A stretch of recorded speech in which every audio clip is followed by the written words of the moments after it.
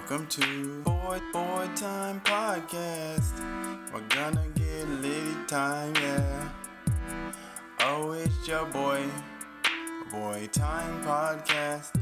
Coming in with the slam dunk of a theme song. Hi ho ho, it's me, Rasputin Aquato, back at it again with a new episode of the Boy Time Podcast. As always, I'm joined by Babby and Paul. Yo. We got a news alert.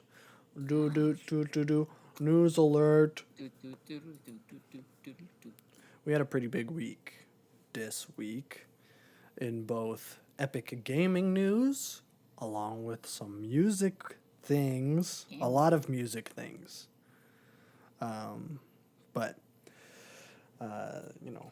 So you got that coming. We had Gamescom. I think that was the big thing with gaming. We got Gamescom.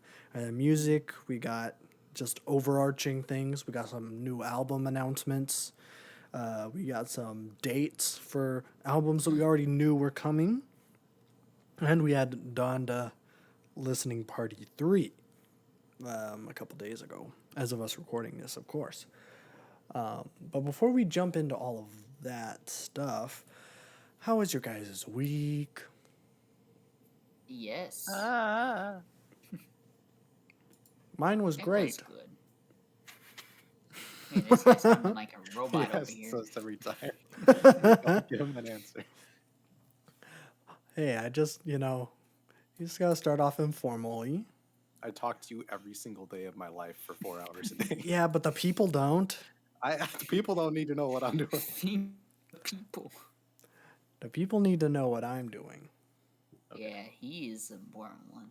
Yeah. Well, since you guys don't want to be informal and fill the people in like a good podcast host, then I guess I will just get started with epic. Who asked for this news? Oh, great. That's right. We're Yes. starting off swinging. There's actually 2 bits of who asked for this I news. gotta get my voice. Yeah. So last week we talked about the OnlyFans debacle, that it was banning sexual content on their platform due to business thingies, behind the scenes investor dealios, I believe was what it came down to. They've decided to walk that back. So they did a complete 180 and they were like, actually, we were sorry because we didn't realize that everybody on the app. That 98% of our content is sexual content. Uh-oh. Oh, I'm so sorry. We'll you can still post pictures of titty and dick if you want. And then everybody was like, okay, epic. So that's a little bit of a who asked for this news update. I feel like that's still gonna hurt them because now the people that work on there are gonna know that it's not stable. That's true. They can just do this at any moment again. Well, there isn't another platform really for that. This is kind of a niche. I think so. I mean, I guess I'm not the, Yeah, I wouldn't know. Frankly, I don't pay. I'm sure there's other services, but they're probably not as safe and secure. I would guess. My guess is, and you probably don't get as much money. It isn't like direct. Like, I don't know what Pornhub pays. I know it's free, but I don't think Pornhub runs ads. I don't know how Pornhub monetization works. What, you never look at the Pornhub comments before? I don't know how Those are YouTube gold. gives ads. So. Well, that's Google. Companies pay Google. Yeah. And then Google puts them on YouTube videos, and then you get a cut of it if you are monetized. Actually, Give me that I think cut. now, even if you aren't monetized, they still run ads on your videos. That's a yikes. I think that's a new thing in the past What would couple be months. expected? Yeah. So that's the first bit of who asked for this news.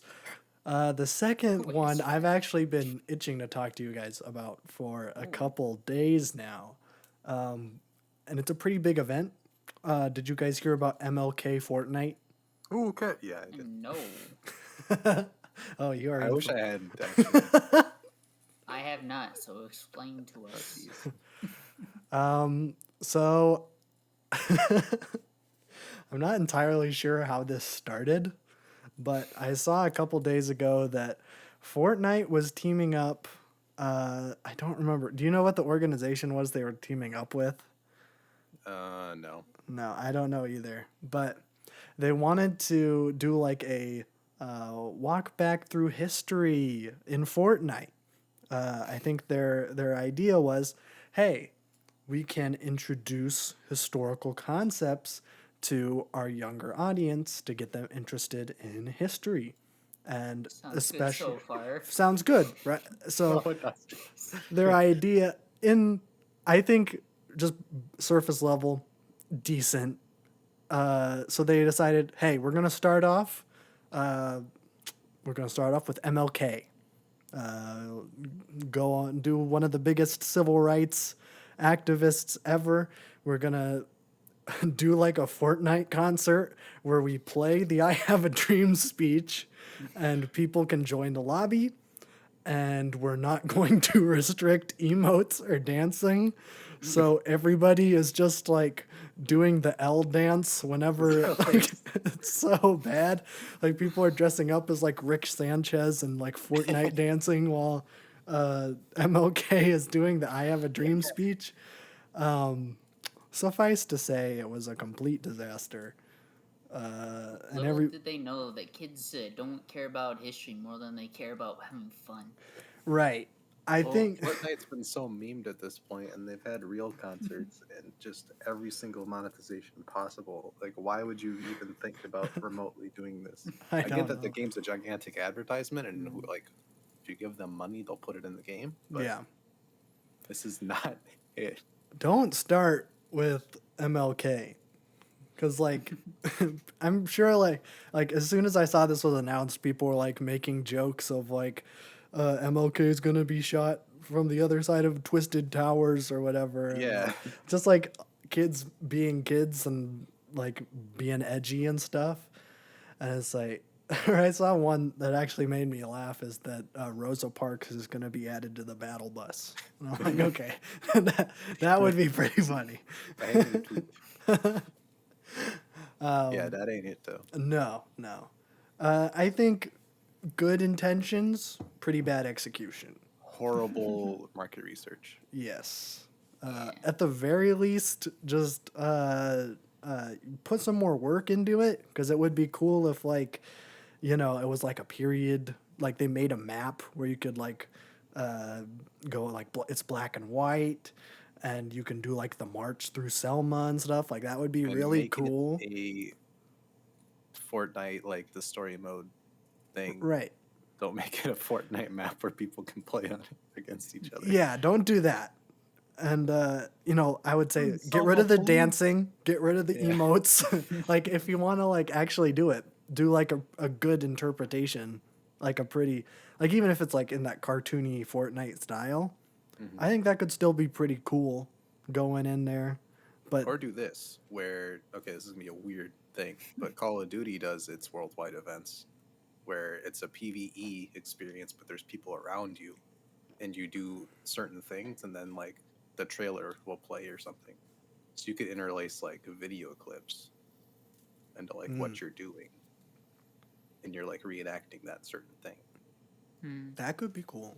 Because it's still interactive, and you're with people, but you can't shoot them or emote at them. or anything. Right. Yeah. Yeah. It just there needed to be some work done with it for sure. Because it was like announced, and then it was like 2 days later it was like live. I was like, okay, you maybe needed to like really dedicate some time to making this good. If you were really going in with it with the best intentions. Because I don't think this is going to be a series going forward. I don't know. Well, actually, I don't know. They might. I don't know what they would do next. JFK? If they're going with civil rights things, I don't know. Like, I don't know. It's just so weird monetizing like the civil rights Yeah. movement in Fortnite. I don't know. It's very off-putting.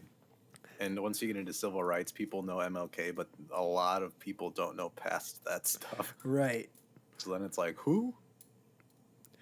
Yeah, they do like John Lewis, and they're like, And you can't do like a Malcolm X or anything, because then that brings up No. a whole another slew of issues. yeah. I don't know if they would do that. You could do like, even if you wanted to do like, you could do like Harriet Tubman. But what are you gonna do for Yeah, like, exactly. like, It's like it's very not appropriate, or like it's not the place to be doing that. yeah. Also, really poorly timed. Like maybe Yes. do it like in February or like That's around what I thought it MLK was Day. announced, and that would be happening in February. I'm like, they announced this really early, Yeah, but then now it just happened. it happened a couple days after. Yeah, I saw MLK Fortnite trending, and I'm like, what Yeah. is I had to click on it, and oh my jaw dropped when I saw what was happening. So a plea to Fortnite: either work harder or don't do anything like this ever again. I think that is the main takeaway here. But that's it for Who Asked for This News. I really didn't ask for that. I But know. now we got it. We got it. Moving on to show news. Don't have very much show news. I believe I didn't write this down, but I did see that Succession season 4 got a release date for early November, I believe, which me and Baby have not seen yet, but it is on the list. I would like to maybe move it up the list near the top, not taking up what we're going to be watching Get in out the of next here, Twin couple. Peaks. No, Twin Peaks is gonna stay, but I'm saying like Succession. People have been talking about Succession so dang much, and I'm like, fine, I will watch it. And now that there's a new season coming out, I feel like I want to be in on the new season coming out. So that is coming out, and that got an official release date. So that will probably be good. But stuff that I actually wrote down. Are you guys familiar with a small show? Not a show, a movie actually, called Up? No. Okay. Could be. The spin-off show, Dondeez, that was announced at D23 last year, I believe. That was the convention that Disney had where they announced like all the spin-off shows for the Pixar movies and Disney movies and Marvel shows and everything. The Up one is coming out it's coming out on the 1st. So really soon. That's Wednesday. All of the episodes are going all at once, which is different from what Disney's been doing, because with all the Marvel shows, the Star Wars shows, even the last Pixar show that came out, Monsters at Work, they've all been weekly drops of one episode, which is like standard in normal television. I don't know if that like HBO does that. I know Netflix does not, but that's what Disney does, and they've pulled the 180, and they're dropping all the episodes at once on Wednesday, which I think is good, because I watched the first 2 episodes of Monsters at Work, and I was like, this is decent at best. I don't know if I'm gonna watch the whole thing. And then the whole thing came out, and I don't plan on watching any more of it. Hopefully this show's not like that, and I will probably be watching it, but I guess this probably could have gone in Who Asked for This News, but whatever. I think they got the original cast of the movie to come back, though. They dropped a trailer where they were in like Carl Fredrickson's backyard. He obviously has a different house now, but it was him and Russell and Doug, which I'm interested to see how they're going to play this, because if you guys... I don't know if you guys remember this, if you've seen Up recently, but in the end credits of Up, there is a like montage kind of thing It was very popular in the 2000s to do like a photo montage of like, where are the characters now? Here's where they are. And in Up, they have that where I believe Doug has like bangs another dog, and then they have like 20 Dougs, like Doug puppies. And I didn't see that in the show, but this could really break up the continuity of the Up, the UCU, if you will. It could really mess everything up. So I guess we'll have to see what happens on Wednesday. I'm probably going to be hate watching it because Up is probably one of my favorite movies ever. Not just animated movies. It's really high up there for me, and I was very against this thing coming out. So I guess we'll see how that goes. I will keep you updated. I will probably watch the whole thing this week. But that's coming out, and that got announced a couple days ago, and then, yeah, super fast turnaround on that. Let's move along to Epic Gaming news, and then we'll close her out with music news. Like I said, we had Gamescom this week. I watched some of opening night live. I think I caught the first hour of it. And I'm gonna be honest, it was pretty decent at best. A lot of stuff I didn't really care about. Or like announcements of games that are still like years in advance that are like, oh, they're cool. That's a cool indie looking thing. I might check that out when it comes out, but it's coming out in 2023 or whatever.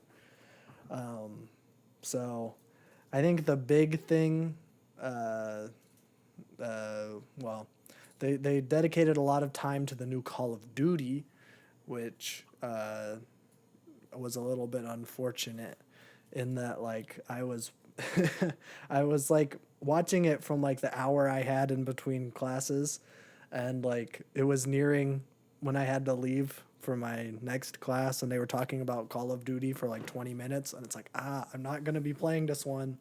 It doesn't matter. Please just move on. There's stuff I want to see. And then they talked about it for a long time. But Laura Bailey is in it. And for those who don't know, she was... I can't even remember her character's name in Last of Us 2. What? Abby. Yeah, she was Abby in Last of Us 2, and she's also in Critical Role. I'm not a fake gamer. I haven't played Last of Us 2 since it came out, but I'll probably be playing it again soon. I just started playing Last of Us 1 before Psychonauts 2 came out, which I will be doing a little bit of a review of at the end, because that came out this week, and spoiler alert, it's really flipping good. But I started playing Last of Us. I think I'm probably going to do 1 and 2 over the next month or so. I'm not sure. But she's... I don't know. It seemed like that the campaign was going to be kind of like Battlefield 1's campaign, and that you're kind of going all over the place in World War II. Like the special forces of... I could like literally not care less because there's been so many World War II campaigns. Yeah. I think what's interesting about this one, though, that I haven't seen before, not having played a lot of World War II games or first-person shooters, is that Laura Bailey's character is a Soviet, which you don't usually get that side. They do that in Battlefield. Wait, what was that? They do that in Battlefield. In Battlefield? That makes sense. And in Black Ops. That they're like the good guys? No. Yeah, that's what I'm saying. Like, you're playing the Soviet. Doesn't mean they're the good guys. You're just playing the Soviets. Yeah, I'm just saying it's like they're the protagonist is all. They're the main man. Which, I mean, the Soviets are the people that killed the Nazis, so, you know, I guess I'll tip my hat to you, and then I'll take my hat off, and then you could eat it because I don't have any food. Else to eat over there. Yeah. I don't know. I just thought that was kind of different, nifty, and cool. But that was all I had to really say about that. I mean, it looked nice. It's on that Modern Warfare engine.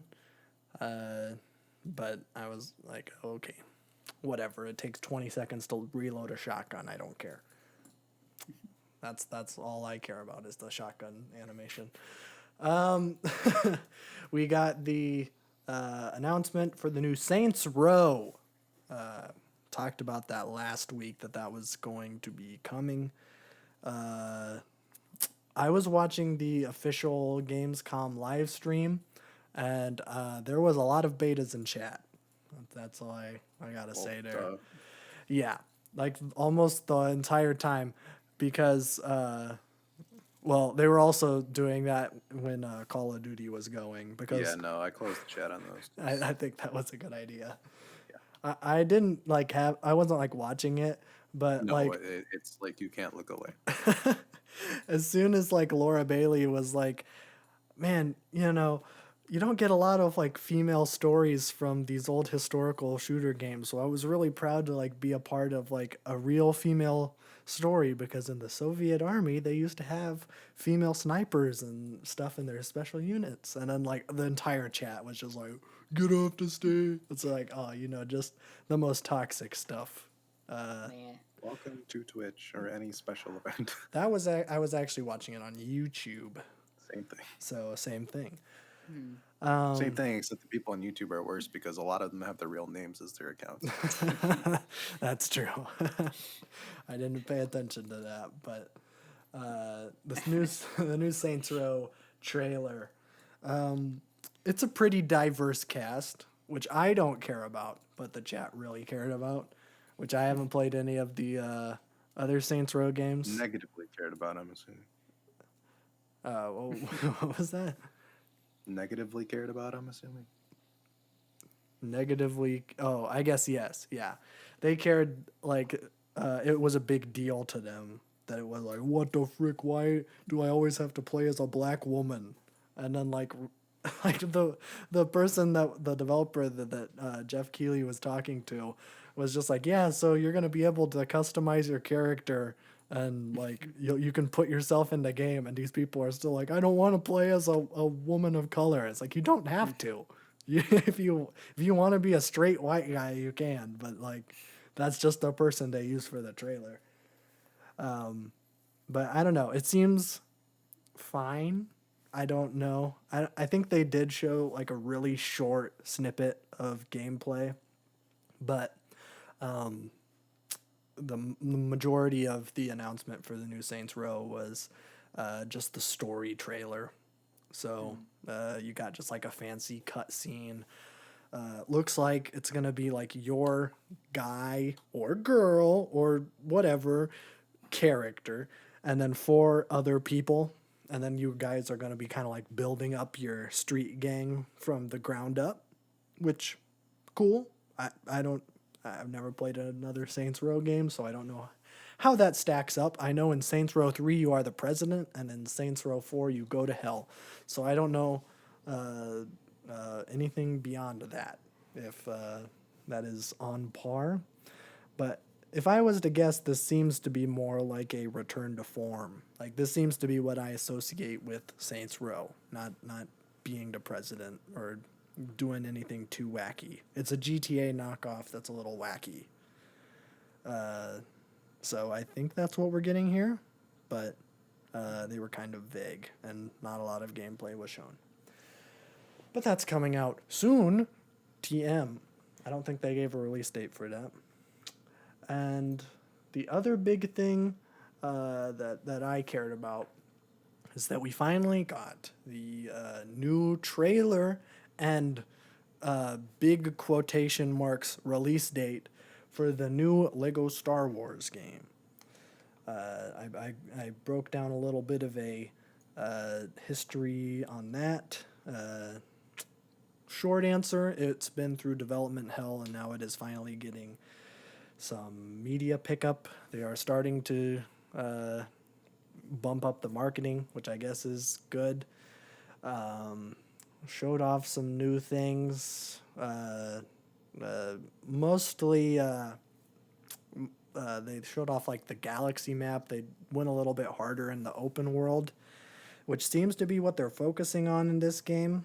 I know this one's going to be very different than like the complete saga or any of the other Lego games. It seems like they've completely like new engine. They've just built this thing from the ground up, which is a little bit. I don't know. I'm like cautiously optimistic. I'm a big fan of the complete saga. It's probably one of my favorite games growing up. So seeing that there's a new complete saga coming out, I'm pretty excited. But that got the release date for spring of 2022, which got people very angry because the game was supposed to come out in fall of 2020, and now it is a year and a half later.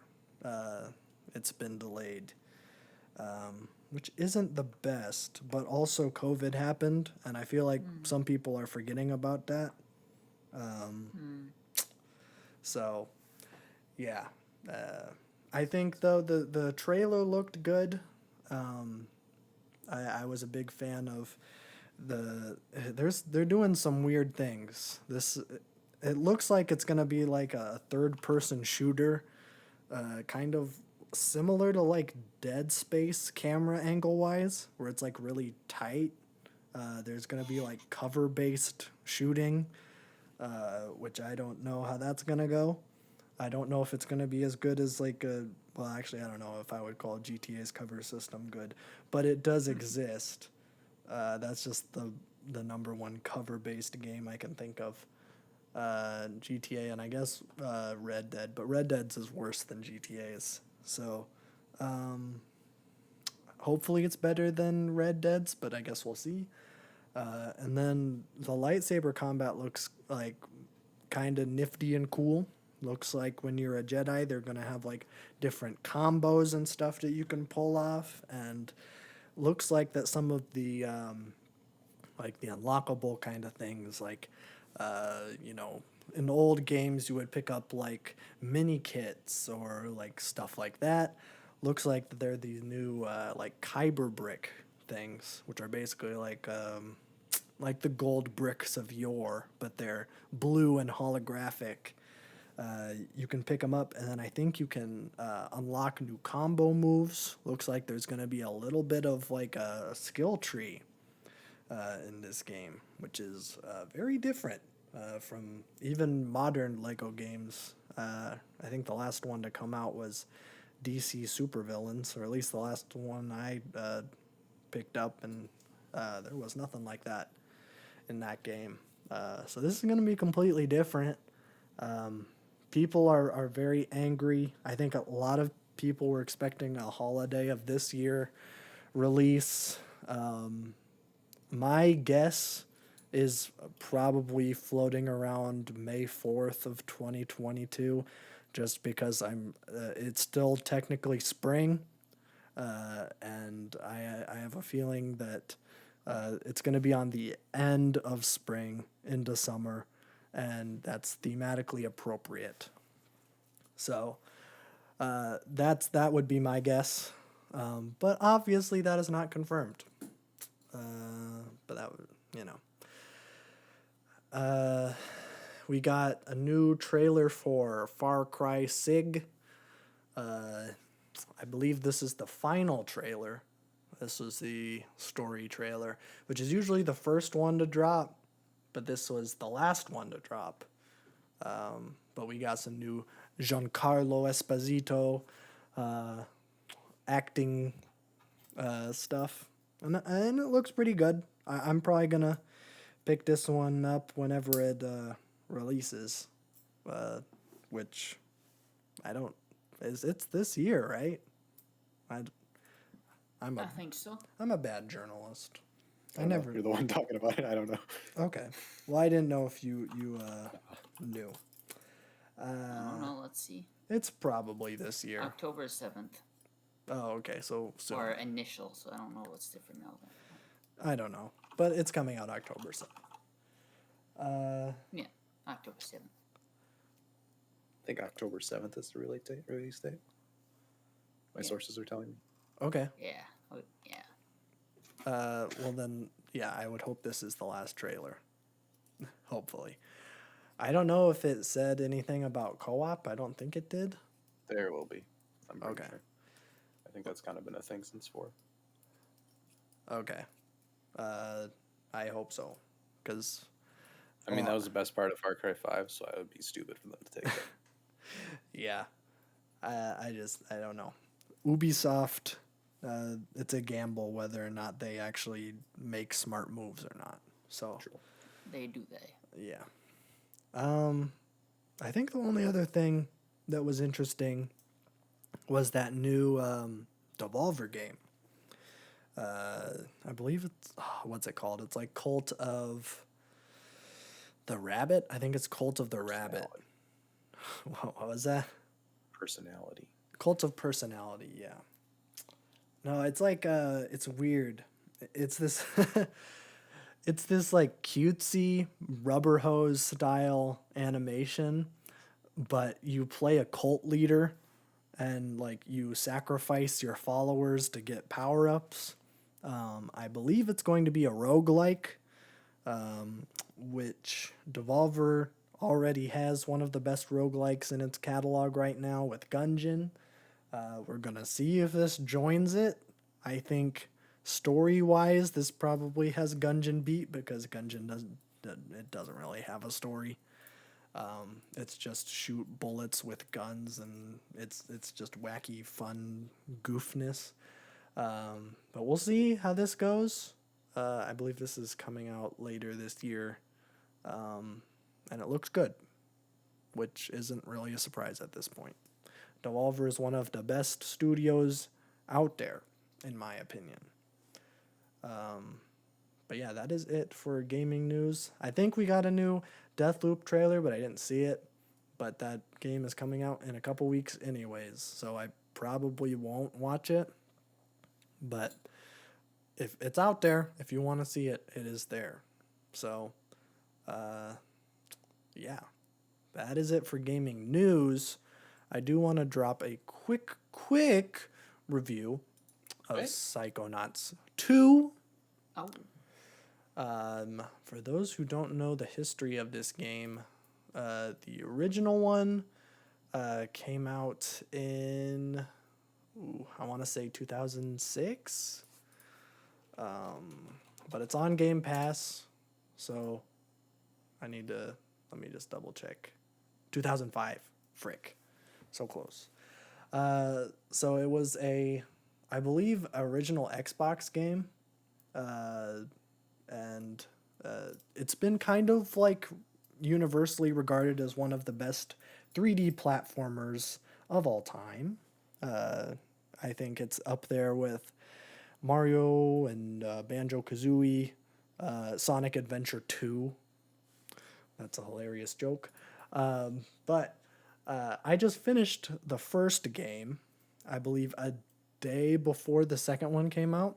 I had never played it. I never had an original Xbox. And I do have the Steam version, but the Steam version is bad. Do not get the Steam version. I am calling it out right now. For once, the Xbox version is better, which you will probably never hear me. It will be the only example.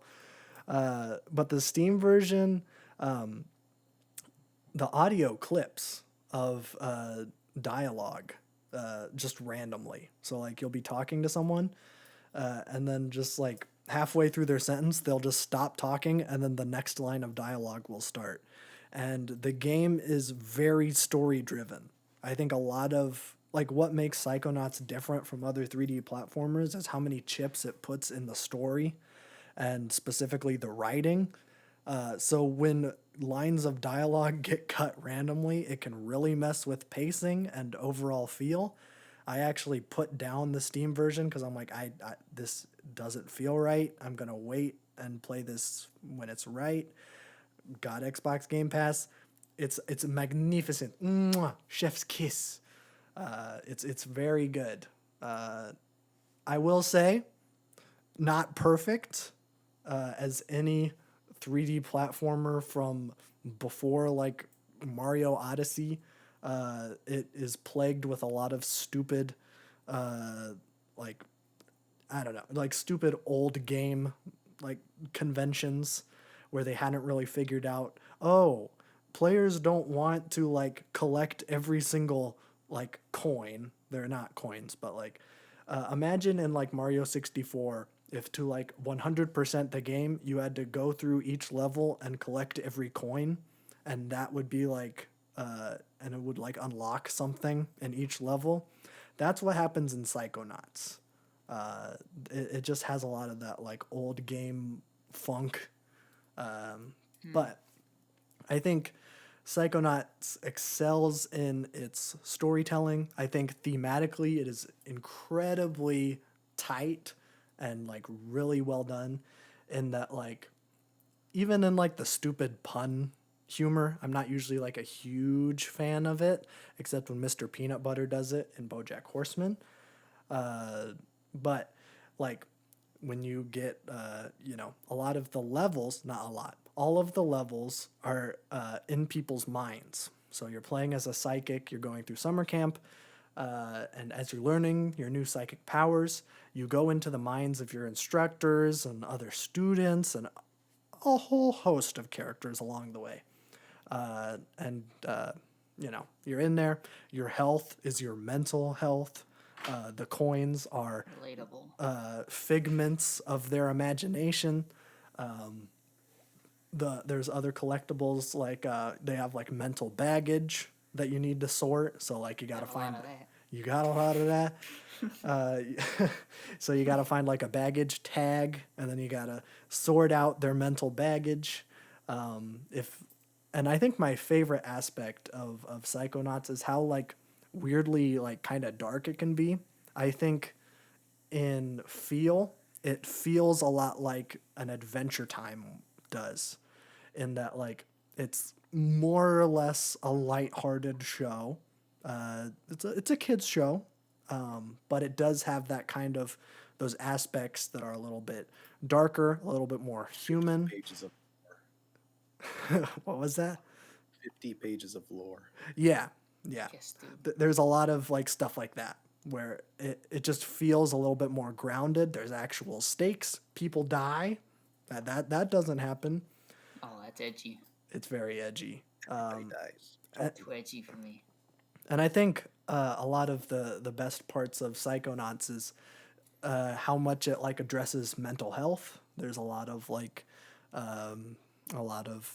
going into people's minds when they're having like different anxieties or depressions or stuff like that. You're helping them work out through their feelings, and like it's a very like kind of ahead of its time for coming out in 2005. It's obviously pretty surface level.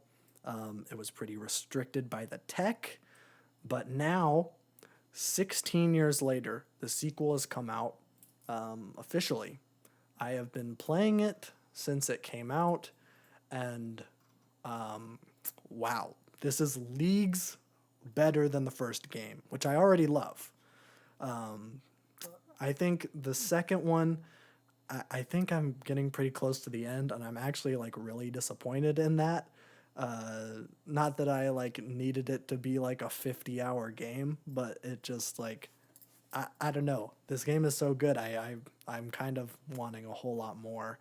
But I think this one puts a lot, like even more chips in the story than the last one did. The combat in this game is fine. I think that would be the only thing that I would probably take away from it. Maybe I'm not doing everything right, but in the last game, a lot of your psychic powers were you had ammo, and there were different like ammo pickups when you killed enemies or you broke like boxes or miscellaneous objects that were in people's minds. But in this game, everything is on kind of a cooldown. So like your psychic blast ability only gets 3 charges, and then it has to slowly fill up the bar until it can be used again. And all of your psychic powers are on that kind of cooldown. which is it's fine, but the enemies are a little bit more spongy. That it doesn't really feel like you're doing a whole lot. Even if you have there's 8 psychic powers that you have at your disposal, and nothing really feels as efficient as just slowing down time on somebody and then just running up and then punching them with your melee attack.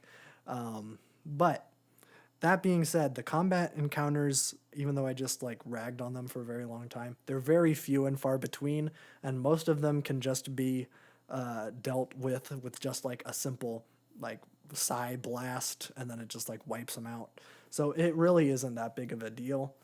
I think the character writing is way better in this one.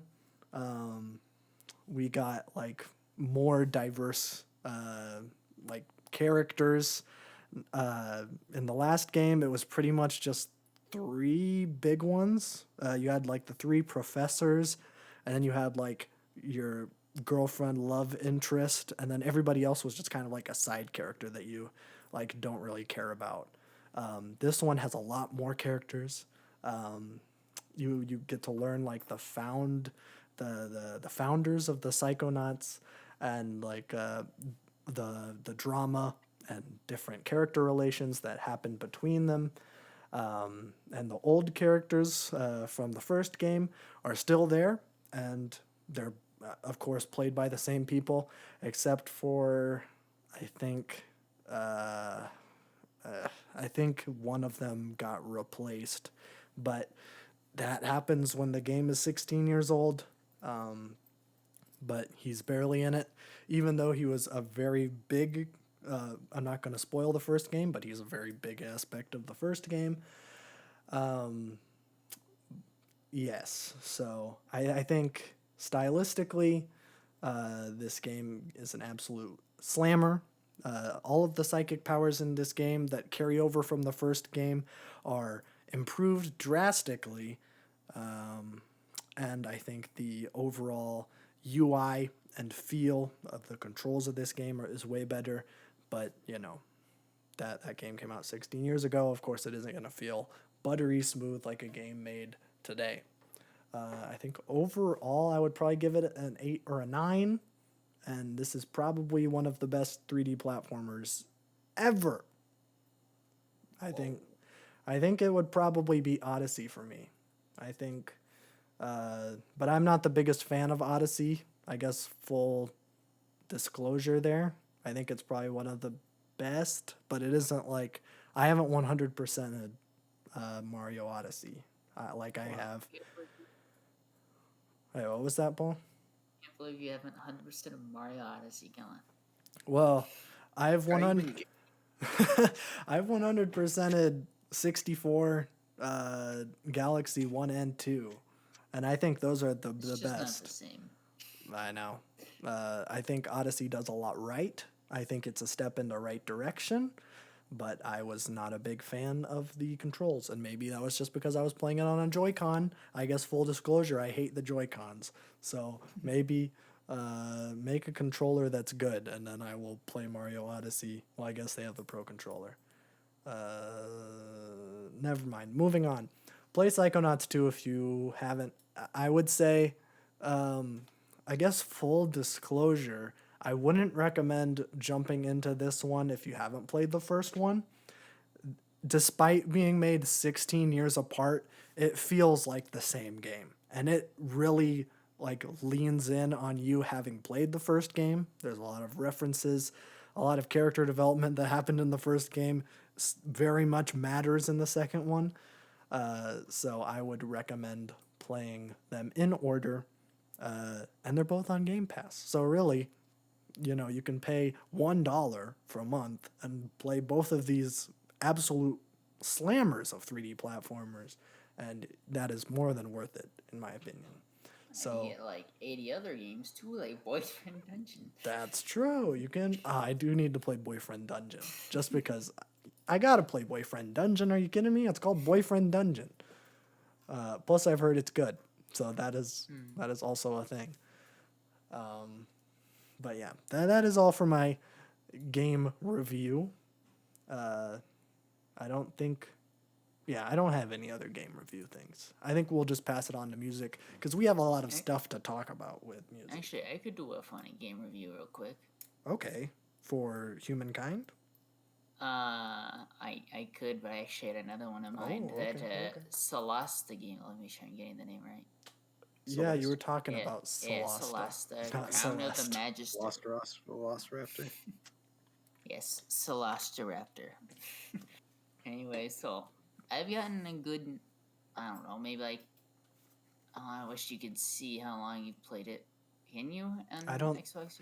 I don't know if you can on Xbox, unfortunately. Yeah, I'm pretty sure I played it at least like 10 to 15 hours or something like that, and honestly, it's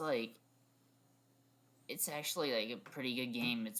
I'd say it's pretty worth playing, like no matter what person you are, if you're like interested at all in like D&D.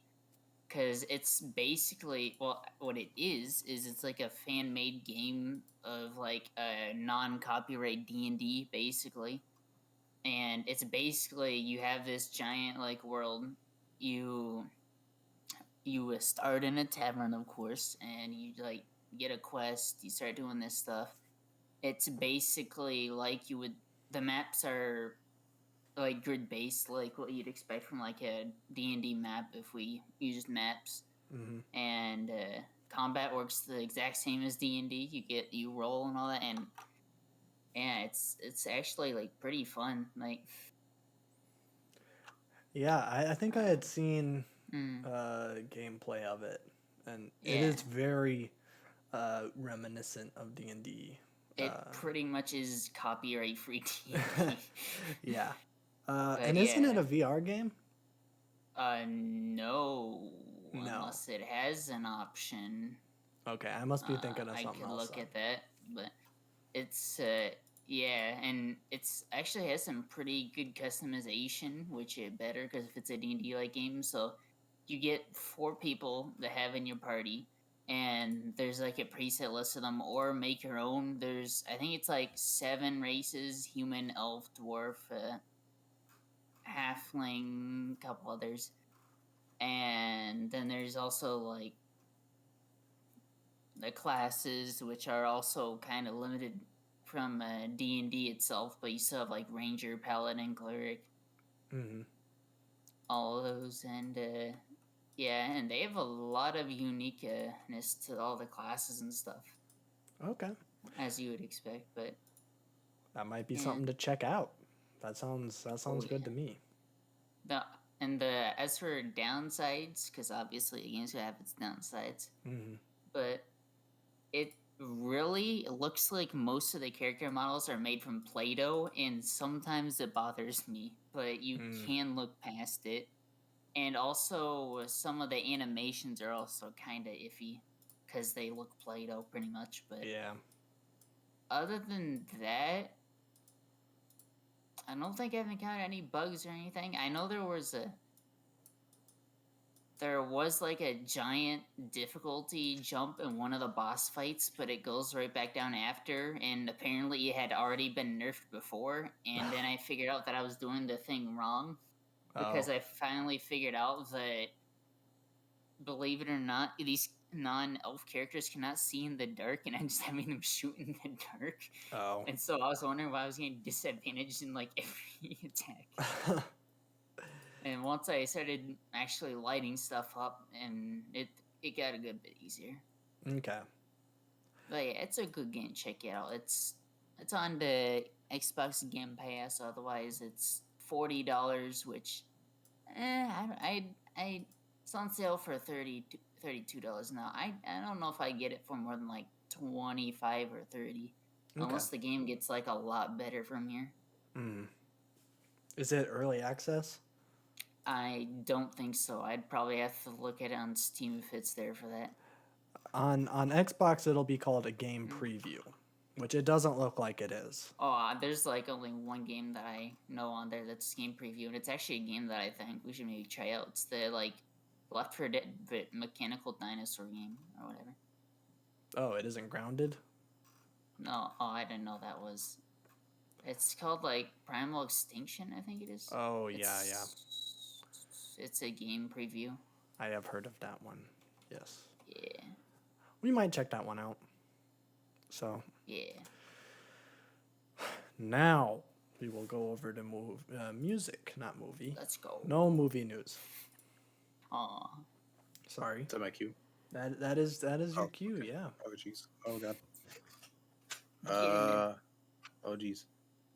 I'm gonna talk about the stuff that I can only talk about, and then because we actually have some input from other people this week. So Me. Whoa. yeah, Yeah. There's a I will lot of not stuff. be talking your ear off with no feedback this time. Okay. Westside Gun released Oh. side A to his double album. It's gonna be really weird. His mixtape series is Hitler Wears Ear Mace, so it's like there's 8 of these, and this is the last one. So he's making it a full album, making it a double album. Oh, So, okay. He just used Hitler as like we're gonna make like the dirtiest like verses humanly possible, and then Air Mace is like a designer brand, so we're just gonna make it the most luxurious beats possible. Which is most of his music, so I don't know why this is specifically a thing, but this is side A, 40 minutes still, so like when this whole thing is out, it's probably gonna be like an hour and a half, but pretty good. It's Westside Gun quality, so it's just gonna be good. I would say it's I don't know. Pray for Paris is kind of the pinnacle. I think that's the end all be all that I've listened to at least. But this one is getting close. We got Lil Wayne on here that does his thing. Is it good, Lil Lil and Wayne? Westside. Yes, very Okay. good, Lil Wayne. Okay. Those two mesh together really well, actually, because they both have some very distinct voices. Yeah, I can see that. Yeah. Yeah. So that song's pretty sick. Got Mock Hami features, 2 Boldy James features. I've been big on him since this album came out. And he kills both of his verses on here. Yeah. I feel like I can't talk about Westside Gun too much because it's not like he reinvents the wheel every time. It's just he delivers quality every time. So if you like the Westside Gun, you'll like it. Yeah.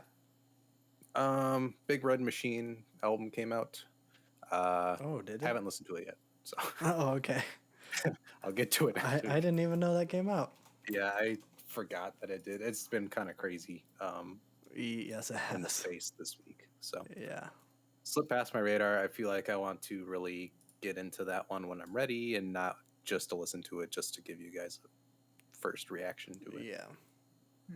I'd rather just listen to it over the next week and then gather my thoughts because it is an hour and 5 minutes. If it was Beefy. if it was like 40 minutes, I would have been like, okay. But yeah, I will do that to next week. But that is solo stuff. That's it. Is I don't know, everything else solo me stuff. and you? Yeah. Okay. Casey Musgraves. Oh yeah, because She that came out on has- Monday. Yes. She Yeah. had one single come out on Monday and one single come out on Friday. Uh-huh. She announced Starcross, the new album coming out September 10th. It is a concept album about her divorce that is split into 3 acts, and it's coming alongside a movie. So she is going all out.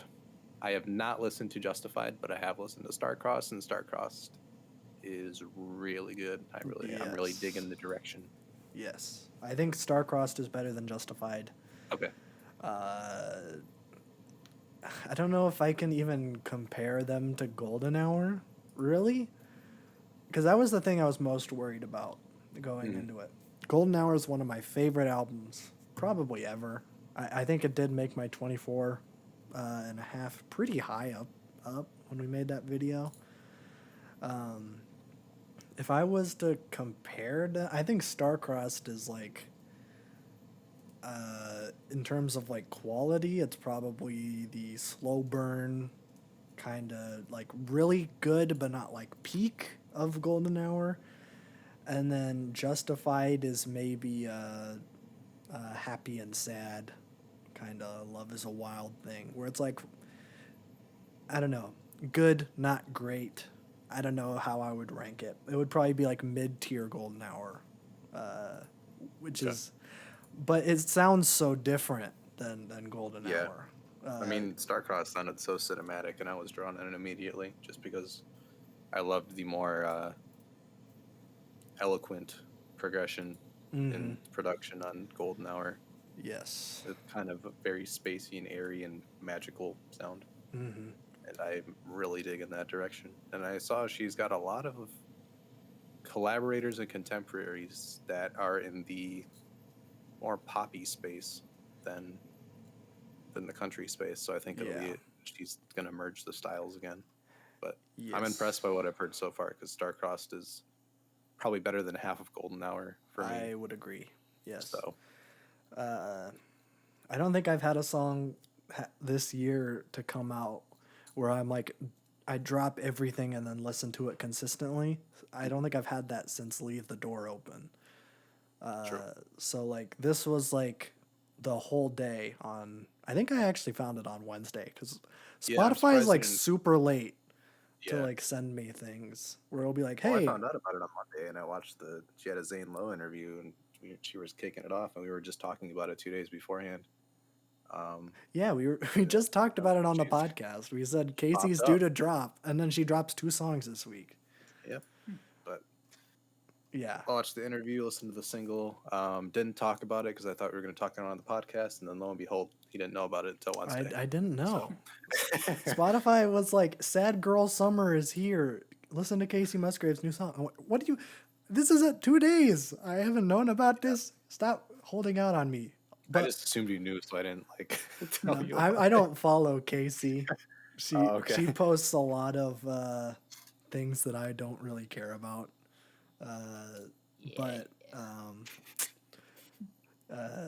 So I was like super surprised, and then when I heard it, I think Starcrossed is really G-dang good, but Justified is not at that level. It has a really good chorus. I think it's like the inverse of Wonder Woman, where like the verses are decent and then the chorus is like, woo, that's nice. That hook into the chorus is great too. I can't tell you if you're wrong or right because I haven't heard it yet, so I'm just going to trust. Well, I mean, you're kind of in my wheelhouse a little bit. This kind of a little bit. Barely, but this is like not sounding at all like Golden Hour, and when you listen to Justified, you'll kind of get that too.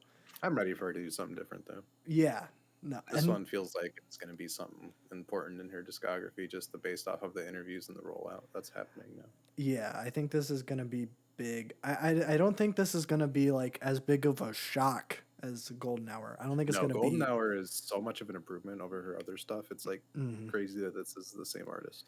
Yeah.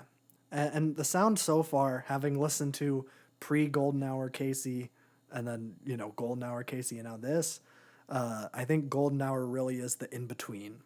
We got a lot of country influence on Golden Hour, but also we got some pop influence. We got that disco song. She was trying a whole lot of different things. That was really her breakout. That was her breakout where she was like, I'm going to like really like do some new things. And now this is like not country at all, pretty much. She's got the twang and there's a little bit of acoustic guitar in Starcrossed. But other than that, it's all like, it's pretty much just pop, which I'm not complaining at all. Yeah, I'm down with. Yeah, I think I'm ready. September 10th, I'm buckled in and ready to go. And then a week after September 10th is September 17th when Montero by Lil Nas X is dropping. Yeah. Locked and loaded into the calendar. I'm ready. Whew. We got an exciting couple of weeks. Yeah. By the way, we might react to Casey on September 10th, so we might possibly look out for that. That's one I'm down with. I'm here. I might listen to it. I feel like her music sticks immediately, so I don't need to have a growing period with it. Yeah. I think I'm either going to like it or hate it. But I don't think I'm going to hate it. I don't know. I would be surprised. I would too. But I guess we never know. We'll see. Yeah. But Montero, I think it's 14 songs coming out September 17th. I checked on Apple Music. I can check again. But Apple Music does this cool thing where you can pre-save the album and see how many tracks it is. Oh, that's cool. So I thought it was 14. We have, what do we have? Montero, Sun Goes Down, Industry Baby. I think those are the three singles. I think that those were are the with it. 3 singles, yeah. Because he isn't putting Holiday on there. Correct. Yeah. But I have pretty high expectations for this. I do Everything too. he's dropped since Panini Remix has been gold. Yeah. Yes, 15 songs actually. Okay. Oh, okay. There's a rumored Miley Cyrus feature, and I think he wants to get Nicki Minaj on here as well. Could That happen, doesn't could not. surprise- I think that's pretty likely. Yeah, which Nicki does pretty well on feature verses, so I think it'd be a really cool combo as well. Mm-hmm. Miley Cyrus, don't know what kind of energy she'll bring, but Yeah, that's more of a crapshoot. yeah. But lately she's been doing her 80s rock throwbacks, and they don't sound bad. It's just not something I'm interested in. But, Right. I think she can probably plug in well. Yeah. But very excited. He doesn't need features because he can carry songs all by himself Yes, he can. and make the stickiest hooks constantly, Mhm. time and time again. Industry Baby is a slapper, probably my favorite Lil Nas X song, so I hope we get more just anthems like that. But announcement video is hilarious, so go check that out. But I haven't seen it. I just saw that that he announced it. Yeah, I do it's need to see the pretty good. video. I was a big fan of the Industry Baby announcement video. Yes. I assume it's probably That in the was same fantastic. vein. yeah, Yeah. pretty much. Yeah, I need to see it. It's amazing how fast he's grown and progressed, and now he's like fully realizing a creative vision, and he's just hilarious every time he opens his mouth. He's So, great. He's fantastic. I think he's probably one of the best. Definitely just- like my favorite mainstream pop artist at the moment. Yeah, I think me too. He's great. I guess I'm gonna talk about Kendrick first, Gonna talk about Kendrick. because then we'll do Donda after. Okay. That's kind of a rolling theme here, is to finish it up with Donda. Okay. So Baby Keem and Kendrick Lamar released Family Ties off of Baby's new album, Mm-hmm. Melodic Blue. Hopefully coming out sometime in September. He did tweet that he's done with singles. So Okay. album should be coming. If he was smart, he would release it in September, considering he is on Yes. Donda and is part of Kendrick Lamar's return. Right. This might be song of the year for me, Really? just like off the bat. Oh, okay. I was expecting greatness. I listened to it at like 1 a.m. after we were done with Donda. Uh-huh. I was like, okay, I'm gonna strap in for this. I watched the music video, not just the song. Yeah. But I was expecting just insane energy and just constant switches and all over the place, and that's what I got. Baby Keem held up with Kendrick, which was amazing. People need to stop sleeping on this man. Baby Keem is incredible. This is like his best verse besides his Donda verse. Those two have kind of blown me away and made me an instant fan. I liked his other singles like Hooligan and stuff, but these ones are like next level. This song has 4 beat changes. Mm-hmm. Kendrick does, I think, 6 different flows in his 1.5-minute appearance or 2-minute appearance. Baby Keem goes nuts. Energy stays at 10 the entire time. Yeah, I didn't even get into lyrics, but I don't even know if I need to. I don't think there's much. It isn't like a Kendrick song where there's like layers No, on top of layers. And I think that's good strategically to come out with Baby Keem, a young artist with a whole bunch of energy and charisma, because then Kendrick isn't expected to be like, I'm going to drop bars with 15 different layers. Right. He doesn't need to come out all cryptic and stuff. He can just get on. I feel like this is kind of the Heart Part 5, where it's like, you know, I've been gone for a while. You all know that. But Yeah. I'm just going to rap because I don't care. Yeah. It's been a while. I needed to be reminded of how good Kendrick can be without even being a conceptual person or anything, and not even on his own song with production. Mm-hmm. Just get him on somewhere, and him being with his cousin, the chemistry's automatically there, so you don't True. need to be on like some random artist. Mm-hmm. But I love this song to death. Okay. I wasn't the biggest fan. I thought it was I don't think. wasn't the biggest fan of Baby Keem. I thought Kendrick's verse was fine. I was impressed in the production, the beat switches, but I think it switched too much, I think, for me. I think I was comparing it to Duckworth, I think, in my head, just because Bad idea. Duckworth. Well, no, I think in like a retrospect, like that's what I compare it to. In that Duckworth does a lot of beat switches, but it does it incredibly well, I think. But I think the problem that I have with Family Ties is that it switches too much too fast, and that it doesn't feel like it ever really holds on to anything and like really works it. I feel like as soon as you start to get that, like, we're working it, we're getting it, we're moving it, and then it just switches to something else completely, and it'll do like a complete 180, and then Kendrick will do a weird Southern accent, which I thought was pretty funny, but Oh, I love that. yeah, in terms of like, if this is like, I don't know if this is the next thing that Kendrick's doing. I guess we don't know what he's doing next. Probably something soon. But I think it was a nice reminder, because I think probably the strongest aspect for me was probably Kendrick's verse. I think his flow was very good. But as like you said, his lyrics weren't anything really to write home about. It was just like, I've been ducking. I mean, there was bars on bars on bars, but there wasn't anything like album Kendrick. No. Which I wouldn't expect on a Baby Keem song. No, it just seemed like kind of like an update where he's like, I've been ducking. What was it, like overnight activists? I've been ducking the pandemic. Where it's just like, okay, we get it. He's kind of been like reclusive. That seems to be what he's going for with the new project in the update text thing that he posted, where he's been going months without his cell phone and social media. Seems like that kind of narrative is carrying over into this Baby Keem track. But I'm like, this isn't something that I'm probably going to be listening to all the time, but I think it was just a nice reminder that Kendrick, well, not a reminder, but it was just like, okay, Kendrick's back. He's going to be doing something soon with big quotation marks. We don't know anything. But I thought it was pretty decent. Good. It was good, fine.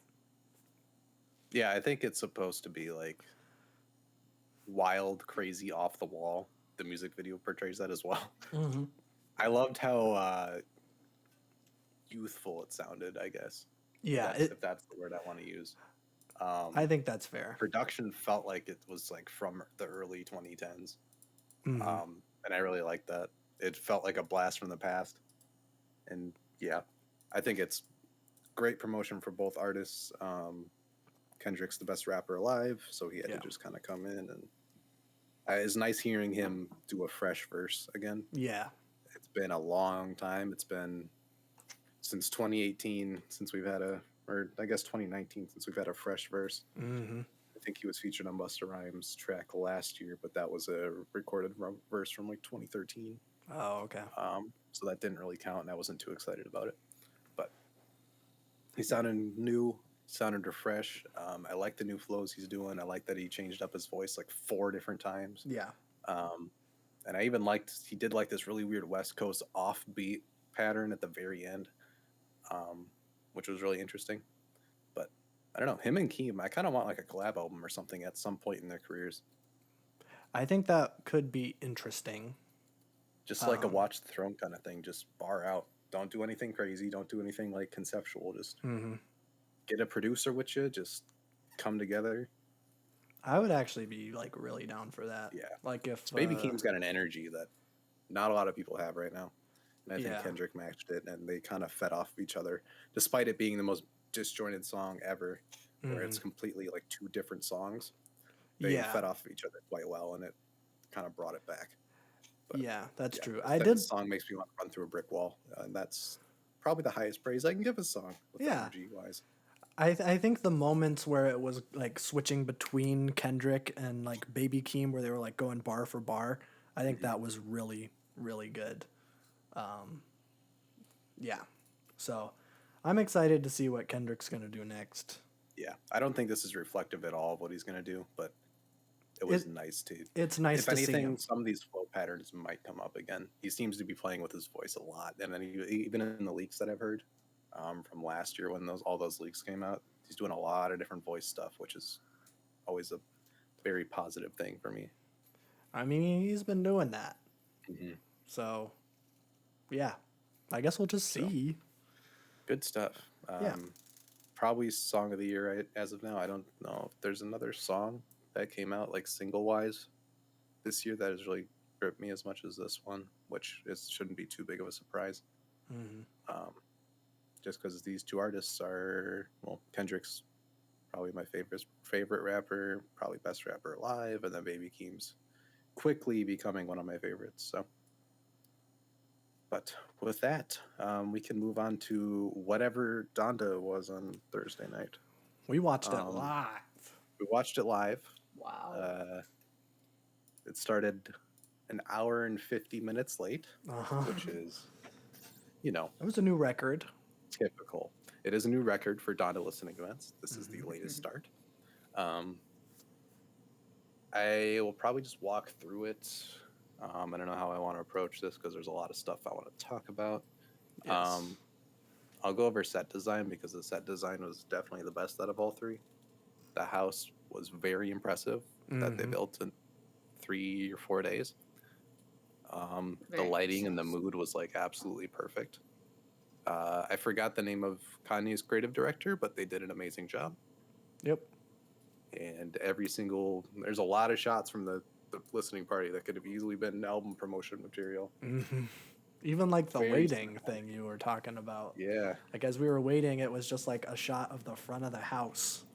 that could very was well lit be an up. album cover, and I'm down for it. Yeah, it looked great. Everything was just super cinematic and choreographed. It felt like a music video, Yeah. which is what you want. I guess this is the first time you've heard any of the Donda songs out of any of the listening parties. Yeah, I haven't. This So. is the first listening party that I've listened to, live Yeah. or otherwise.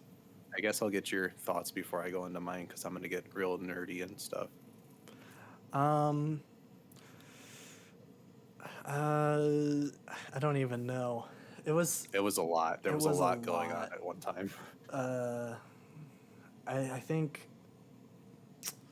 I'm just trying to think because it's been a couple days and I haven't listened to any It's of them not readily since. available to listen to either. Yeah, I don't have Apple Music, which are they, It's not on Apple Music. it isn't either. yet. I know they were saying they're gonna put them all on there. No, I have Listening Party 2 and 3 downloaded. But Okay, other than that, you have to download it from someone. You can't really. it isn't Get access readily to it. available. Once the album comes out, if that ever happens, then all 3 listening parties will be available on Apple Music. But as of now, we're in the dark. Okay. Overall, I was pretty impressed. I think it's no secret. I've made it no secret that I am hesitant to be excited for this Kanye project. Kanye has been extremely lackluster in his last couple albums for me. I haven't listened to Kid See Ghost, so take that with a That grain one's of always salt. an outlier. Yeah. so. In terms of like bass Kanye stuff, Solo albums, yes. I've never been the absolute biggest Kanye fan. I think My Beautiful Dark Twisted Fantasy is my favorite, but that is probably the coldest take I could possibly give. So when it came time that news started coming out that Donda was a thing and he was rolling it out in the super artsy fartsy way, probably the exact opposite way he rolled out Jesus is King, I was a little intrigued. And I think for the most part, the listening party delivered. I was pretty impressed with a lot of the songs. I think a lot of it though will come down to what the studio like streaming version will sound like. I think highlights for me was definitely the weekend part. Yes, Holy Hurricane sounded moly. perfect. Ugh, It took drop them that. 4 tries in 3 years, but they got it right. Yeah, that was amazing. I think I'm a pretty big Weekend fan. I only listen to After Hours, but I thought that that his I don't even know, was it like the hook? There was something. Yeah, he did the hook, and then they brought in the choir Yeah, to that kind of hype it at the end. that moment when the choir drops, it's like, oh, that's good. Hmm. And then the moment that Lauryn Hill started playing, I was like, oh, that's weird. And then I I was realized, so hyped. That yeah, song he leaked on Twitter in 2019, part of Yandi rollout. Never heard of it ever since then. And then 4th listening party in, just pop. that was cool. Yeah, I'm a pretty big I Lauryn really Hill enjoyed that fan. song. That is a good one. I thought it was. Are we going to talk about the elephant in the room? Go ahead. Why was Marilyn Manson there? I'm going to talk about it, but yeah, I'm just going to say straight off that having Marilyn Manson out there is completely unacceptable. But this is Kanye we're talking about, so of course there's going to be unacceptable things, and I will talk about reasonings for possibly bringing this man out. But this man should not be anywhere near a camera right No. now, or ever again, probably. That was so weird because, Yeah, well, I guess I'll just like break down the beginning and then I'll pass it off to you. yeah. But we're waiting there for almost 2 hours waiting for this thing We've to been start. sitting waiting at the screen for an hour and 40 minutes with like the cam on. Yeah, just the camera's been unmoving, just looking at the front of the house, and then finally it starts, and Kanye brings 2 kids out. I assume they're his, but Yeah, the it was camera was North. awfully fuzzy. I don't know.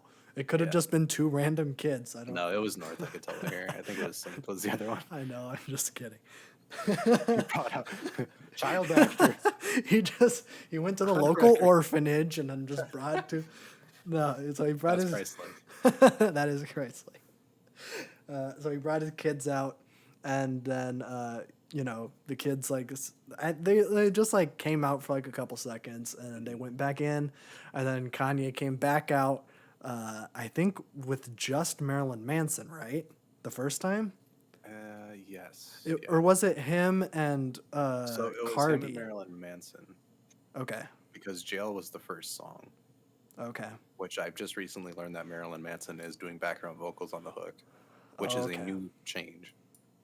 That's I don't know. But he was there the whole time.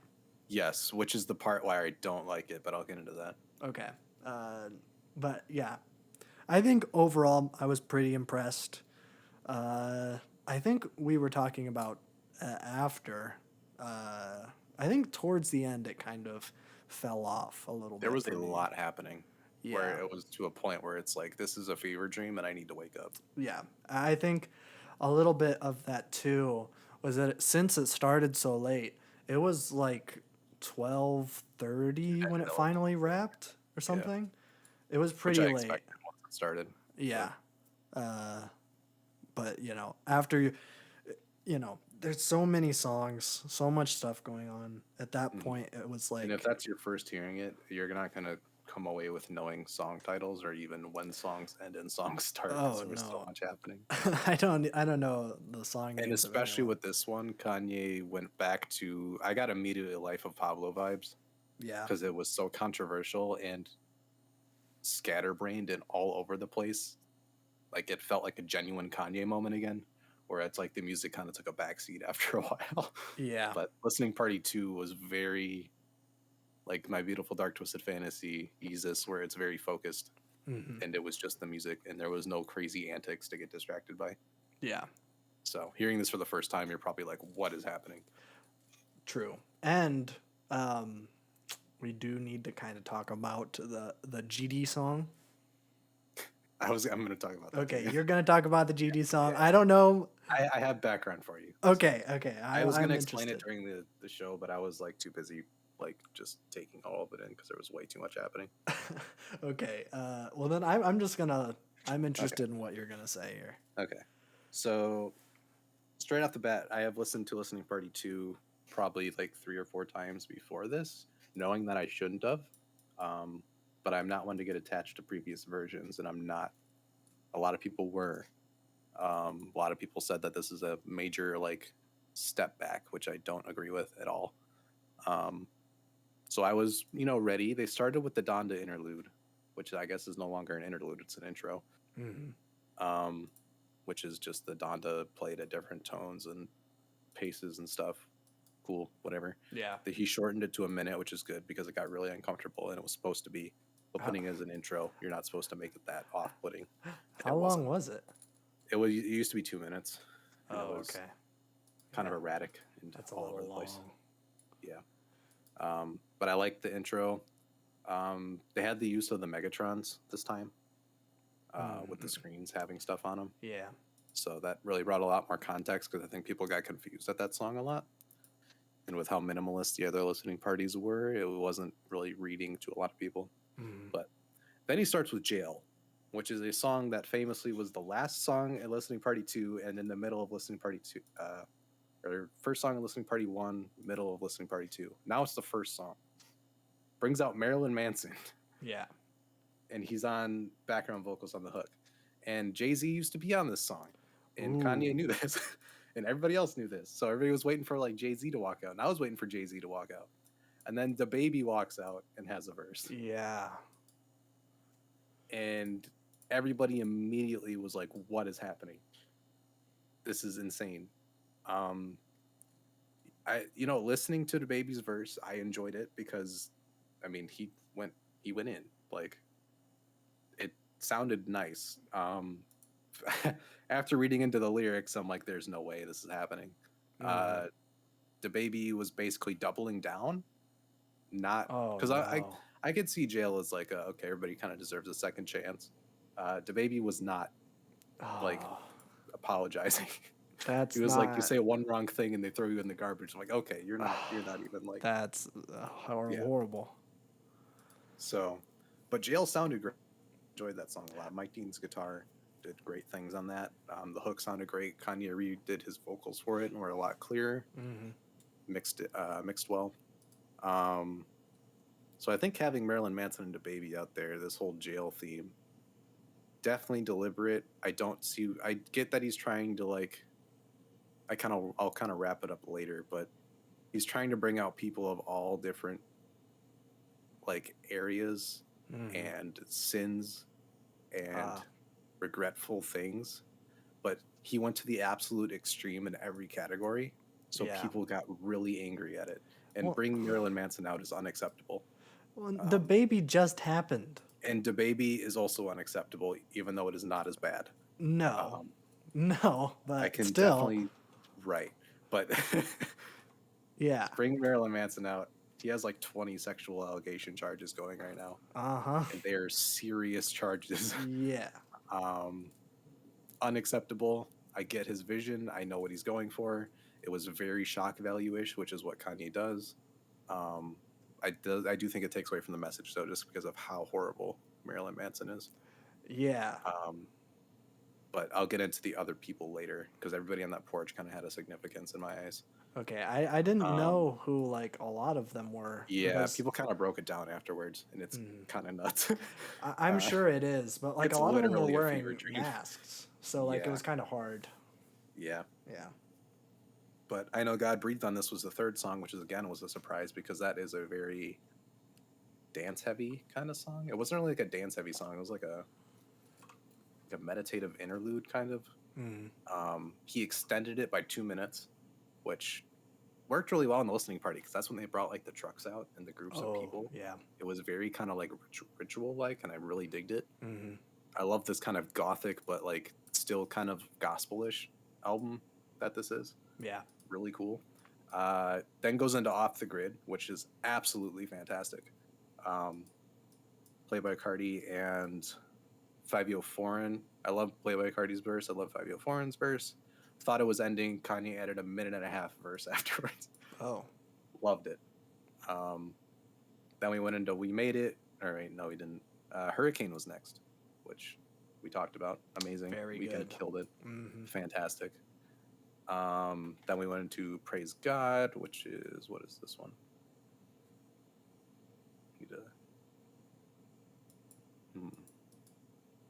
Okay, this is the Travis Scott song.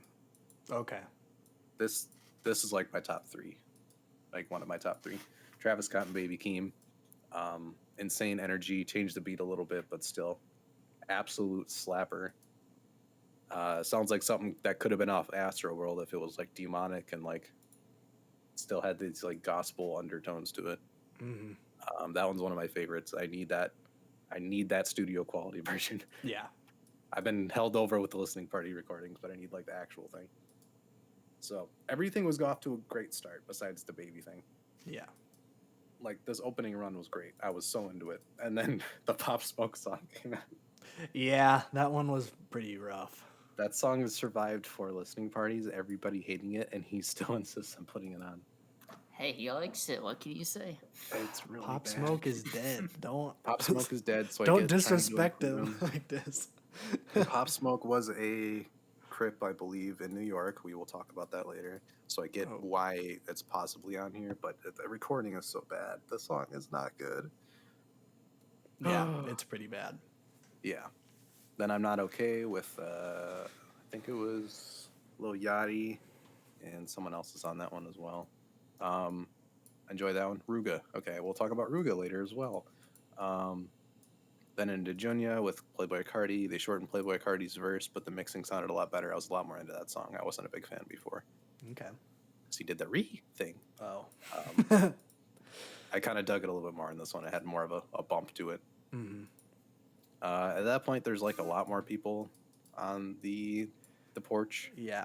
But I'll just bring it down later because I don't have the exact times when people came out. And I don't want to get that nerdy. Yeah. Even though it probably deserves it. But Believe What I Say was the Lauryn Hill song, so that kind of brought it back full force. Mm-hmm. I was not expecting that. That came out of nowhere. And then 24, which was like at the end of the track list. That was the one with the kind of the music video where he was like where he was flying in the around. clouds. That was awesome. Yeah. Super cool. I didn't expect like a mixture of like music videos and like actual footage. But yeah, that music video was really cool. Mm-hmm. Really, that puts the song into a lot better context because it didn't seem like it had a backbone in listening party too, just because everything felt so demonic in that one. Yeah. Except for the ending. But that one was great. Remote. Remote had Young Thug on it and previously Kid Cudi. Oh yeah, this one. Remote sounds a lot better. For the most part. I think he added some different drums in there that really make it kind of groove more. I enjoyed it. Young Thug's verse is unchanged. Still like it. Young Thug kills features. We notice. We're expecting Kid Cudi to come back, and then everything just breaks loose. And this sample of like, I don't know if it's like from Parappa the Rapper or something. No, I think it's from like it's the Glaba Gluba. It's some meme from a couple years ago. Yeah. I think it's from like a Cartoon Network like Halloween special or something. Maybe. Like I don't know. Incredibly random. Yeah. Hilarious. I will add. I was already shocked enough from the listening party, and then you have the globble gobble whatever at the end of Remote, a song that I was jamming to, and took off Playboy Cardi or not Playboy Cardi, Kid Cudi with that. Yeah. Which kind of a baller move in aspect, but people were angry. It was funny. That's when I first got the idea that this is not how it's going to be on streaming. And I don't believe that this is going to be what's on streaming, but I thought it was funny. He was already being so outrageous with the people on the stage and starting so late. It's like, whatever, you're going crazy. It's fine. Immediately after is Moon, one of the most gorgeous songs of the entire year. and he takes off Kid Cudi. Again? Yep. Oh, I didn't know he did it twice. It hurt. This one hurt. The last one was like, okay, whatever. Kid Cudi kind of came in at the back end, but it wasn't as nuts as Moon. Because Moon was like gorgeous and it was amazing. It was perfect at listening party 2, and he took off Kid Cudi, but remained at like the same length. But there wasn't a backbone to that song anymore because Kid Cudi was gone. Yeah. And that's what made people really angry, and that's what I got mad. I'm like, you cannot do that. And then I told Babjab that he was supposed to be on it, and he was like, no. Yeah, Babjab was pretty angry. No, yeah, it's you probably can't deserved, take yeah. a song like that. That's Yeah. like perfect for him. So I hope the version on streaming has Kid Cudi on it because it doesn't make sense. Yeah. Heaven and Hell, that was the one where it started out with just him rapping, and then like this burst of a choir and everything came in. Oh yeah. Love that one. Changed the beat, but I still really like it. I mess with that one. Keep My Spirit Alive, that was one with Westside Gun. He came out then at that point. Yeah. They removed Conway. So there was 2 members of Griselda on that song. Now there's 1, which I'm okay with. Conway had a very short verse, which wanted me to have more. So either keep him on and have him do more of a verse, or just leave him off, and I'm fine with that. Westside Gun had mixed, differently mixed vocals on there. I think he came in a lot more abrasive, like he usually does on the other one, so it didn't really fit the song. So he came in going boo boo boo. Oh. So I think he cut back a little bit on that. He did match a lot better. Always like seeing him on anything. But Jesus Lord was next. That was the very long song. One of my favorites from the last listening party. He took off the locks, which is Styles P. Jadakiss and someone else. So he got rid of 3 verses. They used to be 11.5 minutes. Now it's 9 minutes. But Kanye's verse on that is still incredible. One of the best ones he's done in a long time. Really got out of Jesus mode for a second. Had to spit some truth for 2 minutes straight. There was a little bit different mixing on the chorus, but that Jesus Lord still hits, and it's very hypnotic. Still really enjoyed it. Jay Electronica kept his feature on it, which I liked. And then they had Larry Hoover Jr. talk at the end of that one. I guess, I don't know if I want to go into the backstory. I think I'm going to wait until GD Anthem. Then I'm going to really just tie all of it together. Okay. But we're building all these different people. Larry Hoover Jr. is the son of Larry Hoover Sr., kind of founder and creator of the Gangster Disciples of Chicago, which is one of Chicago's biggest gangs, who got 200 years in prison for, being the head honcho of this gang and hiring hits on people. And there was last year Kanye came out with Trump to try to reduce his sentencing, which I think did happen. Kanye is making prison reform changes by joining Trump's camp. This has kind of been a thing. He kind of played into it just to get stuff done because a lot of other people wouldn't even do that. Okay, that makes sense. Yeah. But we'll talk about the other people that are involved in that later. We Made It was next. What was that one?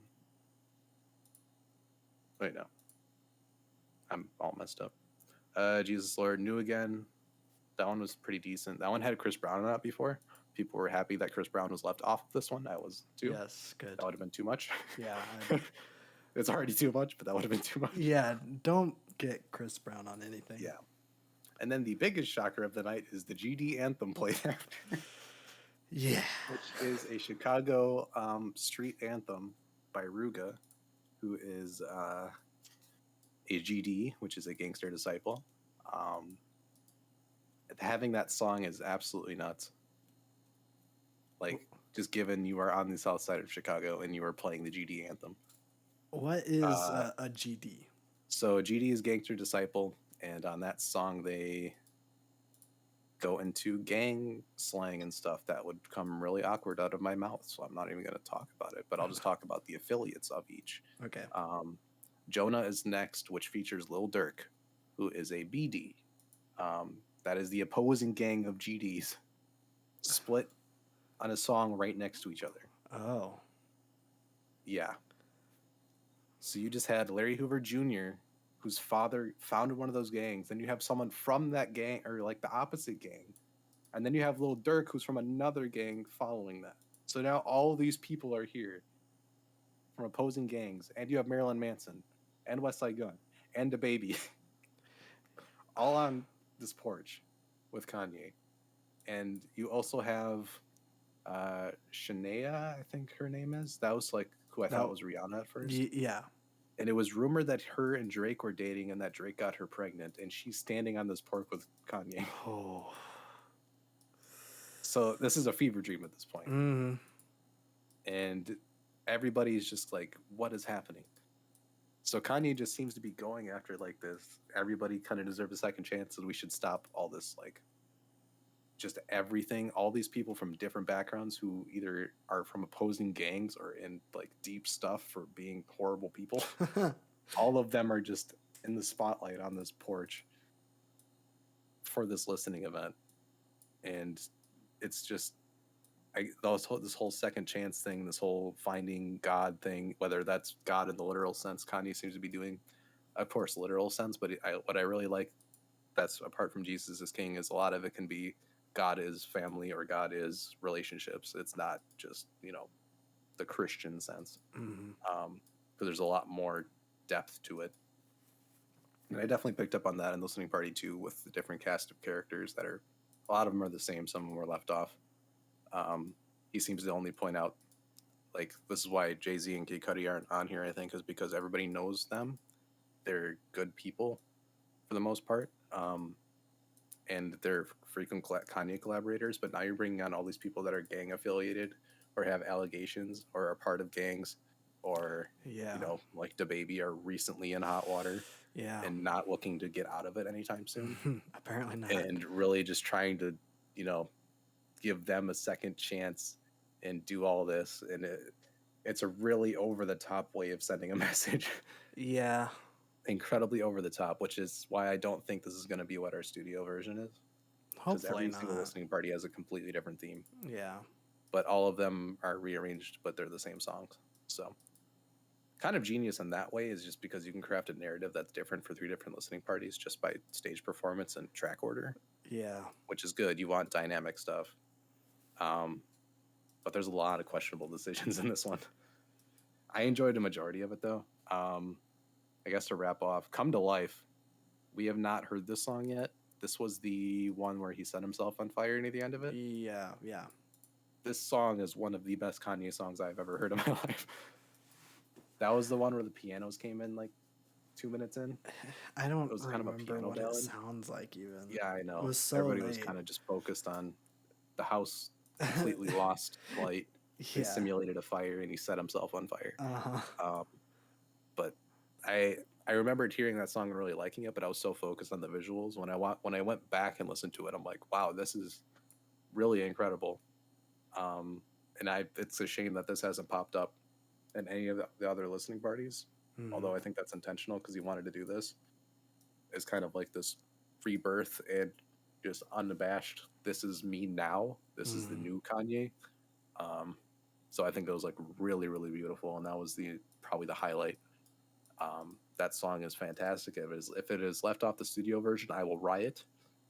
The setting himself on fire thing. He originally wanted to burn the house down, but Chicago, the city, wouldn't let him. So that's why he opted to set himself on fire, which is not even less crazy. That wasn't a stunt double. No, he actually did that. Yeah. This man is worth $6.5 billion, and he decided, for performance art's sake, to light himself on fire. Yeah.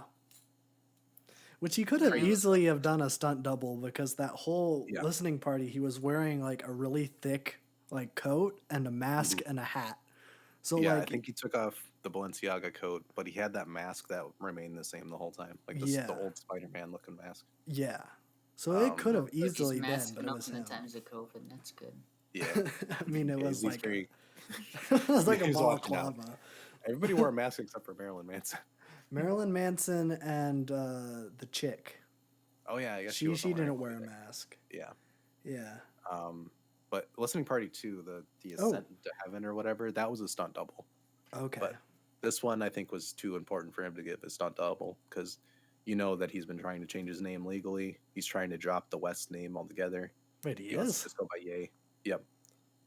Oh, I didn't know that. In this way, this is kind of a rebirth for him, I think. And Oh. the whole Phoenix Rising thing. It's that imagery. Oh. Has kind of been rumored for since Ye actually. He's been trying to do this, and I guess this is the point where he can actually do it, which makes sense. This is an album about his mother, and he needs to really get past this to kind of continue on because he's had a rough decade. Yes, he has. Very rough. So this is a very needs to happen thing, and he's finally getting to it. So that's why I think this is just going to be one of his best. And the setting himself on fire thing completely made sense. Yeah. The effects were really cool because I thought it was just a pre-rendered setting the room on fire, which the room was pre-rendered. But I thought Kanye was also pre-rendered. But then he got up and walked out. Yeah. I'm like, whoa, that's a person. Then he walked out the door. Yeah. So that was really cool. It would have been cool to see the whole house burned down, but obviously, I'm guessing the city was like, "Hey, you're gonna give people a lot of bad fumes for just setting a house on fire in the middle of a packed stadium." Right. There's electrical and stuff in there. Yeah. There was. Yeah. Yeah. But Although it was kind of teased with fire hydrants and everything. it was a little bit. It was People spoiled. knew something was getting on fire. Yeah, I was like, cool. why was is there floating around. 2 fire extinguishers on the sides of the house? Yeah. But really awesome. And then No Child Left Behind is consistent on the last track, which is good for the last 2 listening parties. It's been the outro, and I think it fits well. Which is the commercial song. Mm-hmm. And this is where it gets crazy because Kim Kardashian comes out in a wedding dress.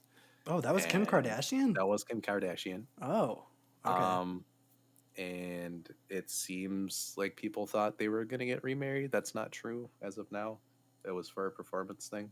She agreed to do it. They have a very good relationship, being divorced still, which is good. You have 4 kids. I would hope it would work out. Yeah. But they're still on pretty good terms.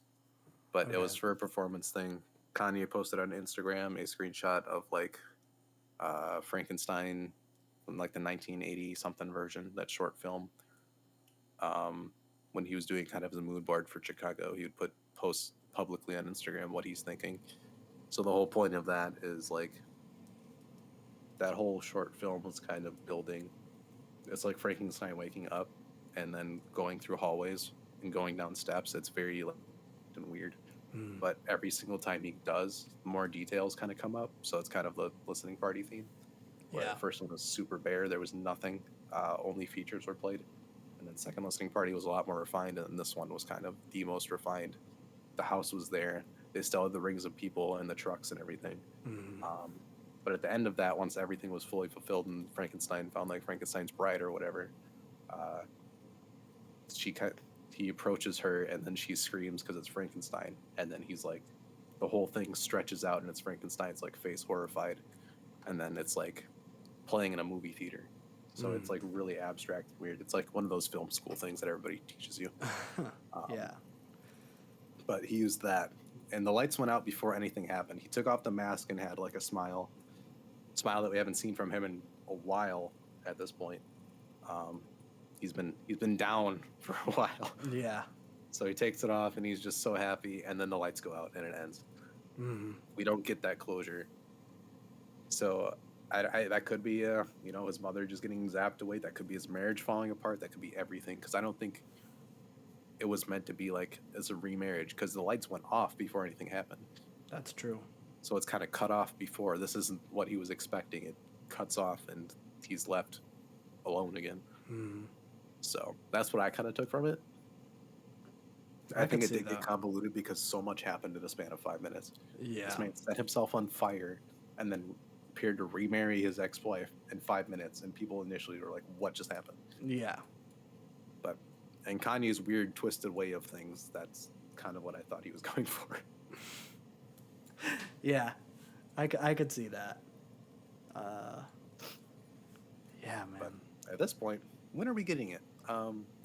Certified Lover Boy by Drake has just been confirmed to come out next Friday. Yeah. November 3rd. I saw that. So Kanye and his management have reportedly sent off the final Donda mixes to streaming services. They Oh, apparently have it in their possession. But when does he put it out now? I'm thinking he's going to drop on the same day as Drake. And Yep. Drake has set his release date in stone. We know that this is a thing. yeah.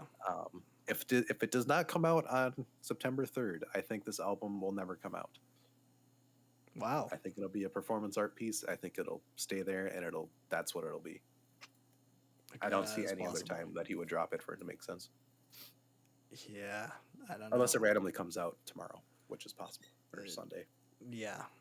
Because Jesus is King took, it came out like 2 p.m. on a Saturday or something. Yeah, it was weirdo times. Yeah. And I think Consequence from Kanye's team was talking about it, where it's like once he sent that off to streaming services, it took 8 hours for them to get it ready, and then they dropped it. And that was a 29-minute album. This one's going to be probably upwards to an hour and a half. Mm-hmm. So it could still come out, this weekend. I doubt it. I think he's just going to, load it, be ready, and then release it on Friday.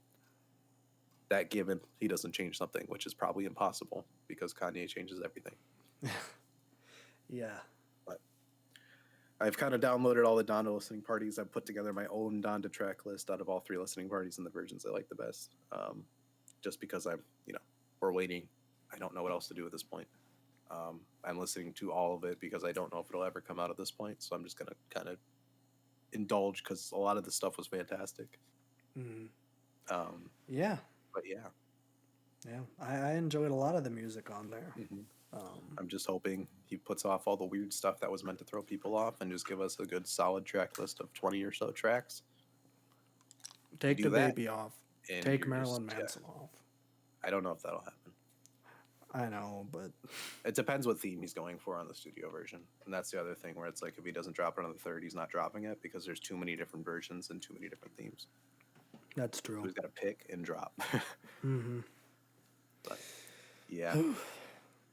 I guess we'll see.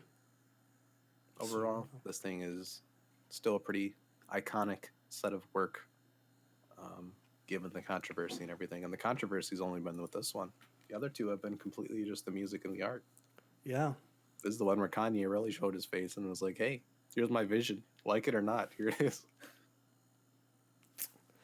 Huh. And he will always do that, mm-hmm. which is unfortunate for fans. But I try to see the messaging behind all of it, despite him being crazy and over the top.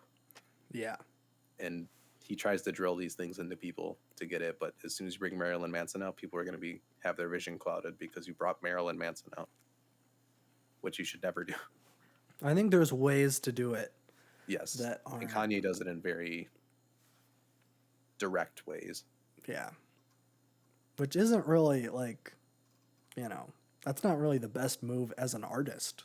You don't really want to be like a lot of artists are very provocative. If you look back through history, a lot of people did things that are extremely offensive, but are later revered. And that's kind of what he does. He has a doctorate in arts and he studies all this crap. So he knows what he's doing. I would be lying if he wasn't crazy. Yeah. If I said he wasn't crazy, because he absolutely is. Mm-hmm. But that's just kind of how he is. But I mean, it's the same thing with Life of Pablo. That whole thing was absolute insanity. Mm-hmm. And the famous music video, when that came out, that was on headlines for weeks. Yeah. Because he took that old painting like Sleep by whoever and replaced it with famous figures. So you had like Taylor Swift and Rihanna and Kim Kardashian and Donald Trump and Bill Cosby and all these people naked in a bed. Mm-hmm. And that's like one of the most shocking images. So this man's crazy. But still, music behind it is absolutely gorgeous. So,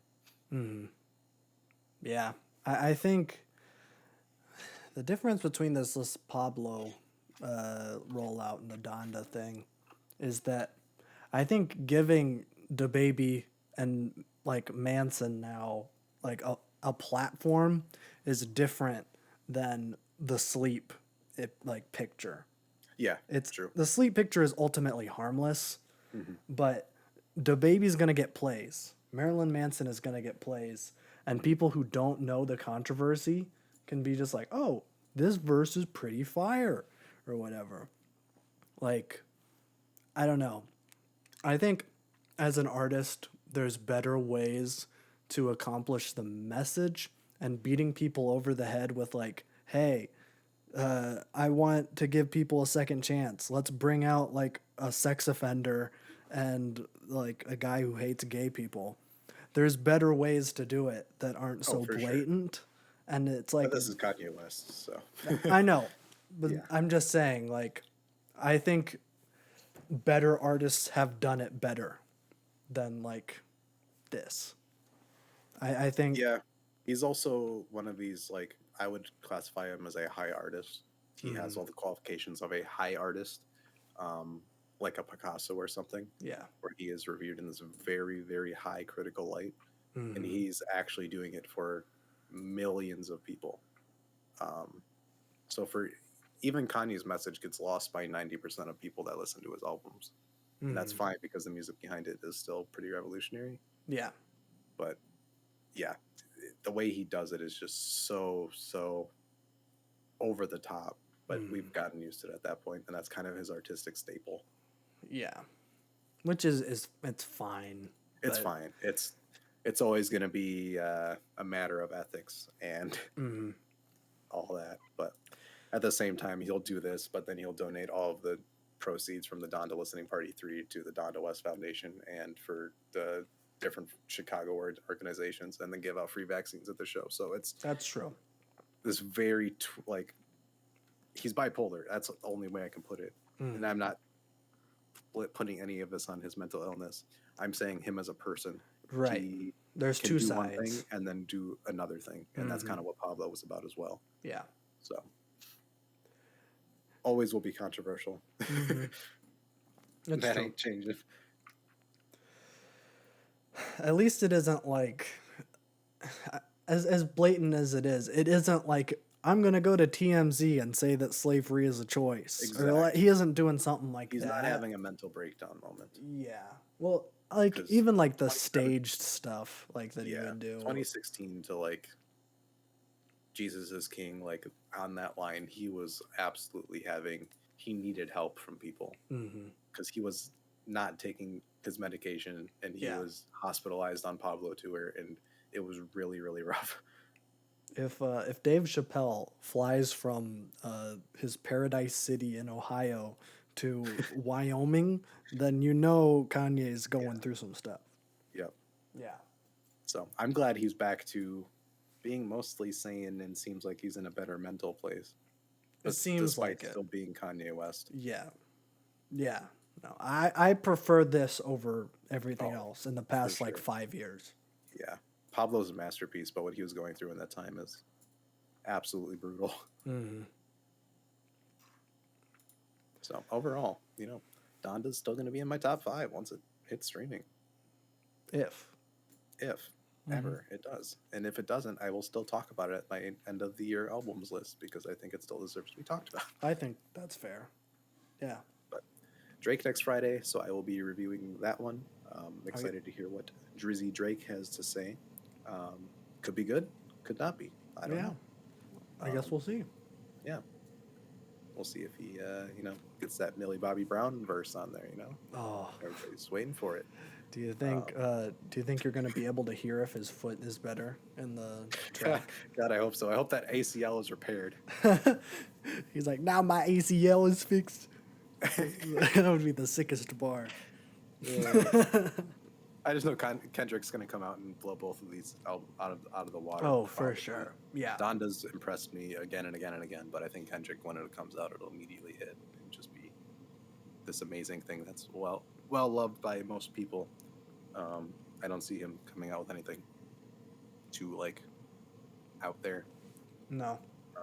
But yeah, Drake coming, maybe Kanye, Kendrick's coming. That's all next week is Drake Yes. for sure. Yeah, Drake for sure. Kendrick could be weeks, months, days. Who knows? Years. Years even. It won't be years. He Yeah, pretty much probably not. confirmed in the verse that it's gonna be 2021. But Yeah. Lil Nas X coming. Lil Nas Casey's X, Casey. It's crazy. It's the end of summer, but it's still like one of the best musical moments of the year, which isn't usual. Yeah.